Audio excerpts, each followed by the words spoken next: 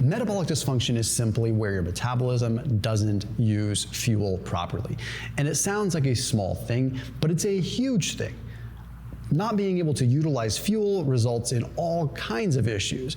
And we're mainly talking about like nutrient partitioning, being able to properly use fats, properly use carbohydrates or glucose, and being able to use the fuels that our bodies are designed to use.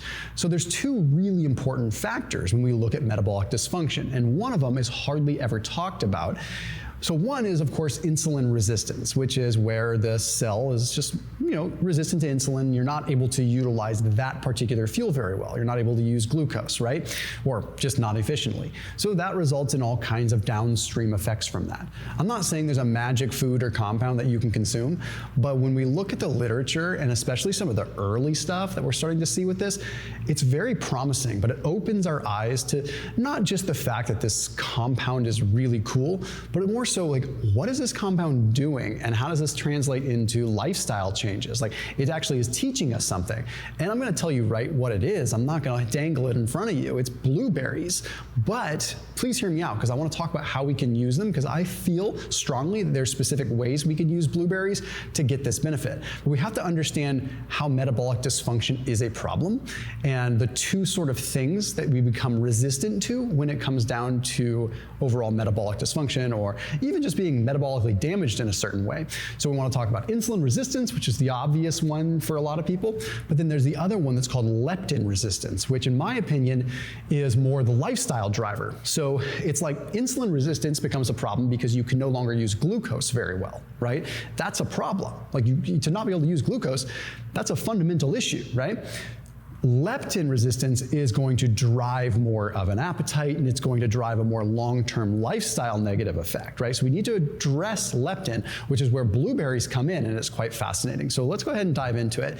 And after today's video, I put a link down below for 15% off Fatty 15, which is a C15 form of saturated fat in a capsule. Now, C15 is specifically in certain kinds of dairy. So if you look at regions of the Mediterranean, like Sardinia, they have Pecorino Sarda, they have Pecorino Romano, and other parts of Europe.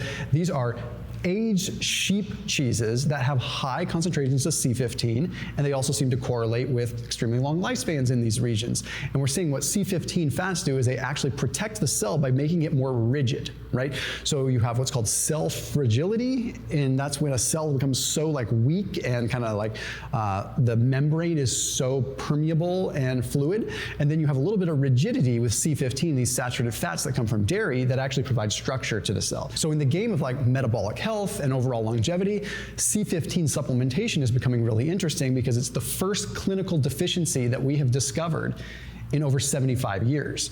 So humans are not getting enough good quality dairy, they're not getting enough of this C15. So I put a link down below for 15% off of Fatty 15, which is a form of C15 that you can get in a capsule that is also vegan and gluten friendly. So it's super cool. So that link is down below. To lay the groundwork real quick with leptin, leptin is secreted by our fat cells and ultimately communicates with the brain to tell us when we should be eating food or when we shouldn't be eating food. So if we have enough fat on hand and everything's working properly, leptin is released, tells the brain, hey, don't worry, there's fat on hand. You don't need to stimulate the appetite. This dude is fine. He's got plenty of fat. But the problem is we become so resistant because we are so overweight as a population that we have leptin pumping out constantly to the point where the brain just tunes it out. So we have what is called high circulating leptin and leptin resistance. It's very similar to insulin resistance, where you have high circulating insulin and insulin resistance. So you can see how it's problematic. Now, one of the unfortunate things that we're finding now is that leptin isn't just signaling to the brain, it's actually signaling to localized areas for fat oxidation too. So if leptin is circulating as it should, and we're not leptin resistant, high circulating leptin in the pulses that it should be traveling in would signal for fat oxidation to occur, specifically even in the belly fat area, which could be really cool. So that's awesome. The problem is we're not leptin sensitive, so high levels of leptin aren't really doing what they're supposed to, right? So with this, we have to look at what is triggering this whole thing. We're missing out on the fat oxidation that would come from a leptin pulse. Well, that's where this study that was published in Nutrients comes in, and it looks at blueberries specifically. What's funny is that when you compare blueberries and blackberries, blackberries have more of the antioxidants, particularly like anthocyanins. It's what gives it that dark pigment. That's why blackberries are darker than blueberries. But interestingly enough, blueberries have a more potent effect at reducing inflammation when it comes to nuclear factor kappa B, when it comes to the downstream cytokines like tumor necrosis factor and IL-1B, IL-6.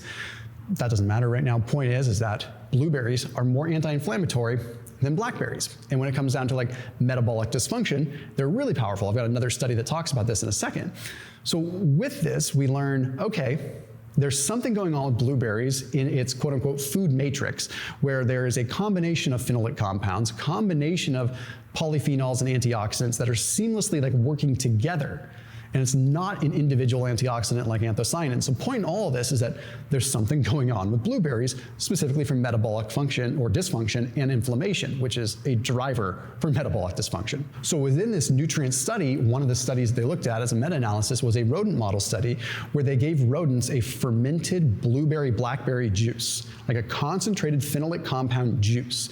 What they found is that it mitigated metabolic dysfunction that was caused by excess fat, excess cholesterol, excess triglycerides, and hyperinsulinemia and excess high glucose.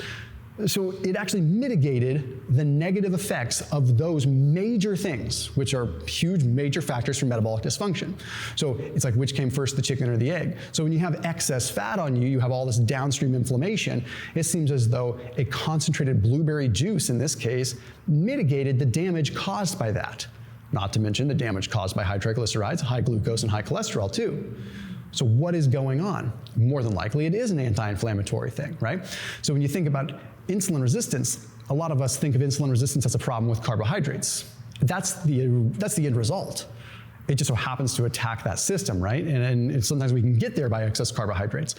But the reality is it's an inflammatory condition where we have caused so much inflammation that now that entire pathway and signaling pathway has been disrupted and uprooted to the point where it barely exists and you don't get that signaling anymore. The same thing happens with leptin. Inflammation is going to be like static white noise that impedes the ability for leptin to actually do its job, not just in the brain, but at localized areas. So now we have an inability to oxidize fat because leptin is reduced or not able to bind, and we have an inability to use glucose because insulin is not able to dock in its receptor properly. So what are you left with? Well, you would think that would make you magically skinny. Well, no, it's going to leave you with high levels of circulating lipids that can't get oxidized and high levels of circulating glucose that can't get utilized. You're still going to store fat because you have energy coming in. You're just not able to actually burn it properly. So you're ruthlessly inefficient and feeling sluggish while gaining weight. So we have to course correct the inflammatory system, which is why things like intermittent fasting work so well for people, because it's just you're taking a huge break from food, you're dropping down the white noise for a little bit and allowing things to restore and find homeostasis by depriving it of the stuff that was making it problematic in the first place. But then you also can add in things that are anti-inflammatory. The nice thing about blueberries is they're so low glycemic, they're barely going to impact a low-carb diet. They're barely going to spike your glucose. They have some of the most potent antioxidants that you're going to find, and they are clearly linked as probably the most metabolically beneficial food for people that are dealing, well, at least in the way of like phenolic compounds, for people that are dealing with metabolic dysfunction. So as always, keep it locked to here on my channel. See you tomorrow.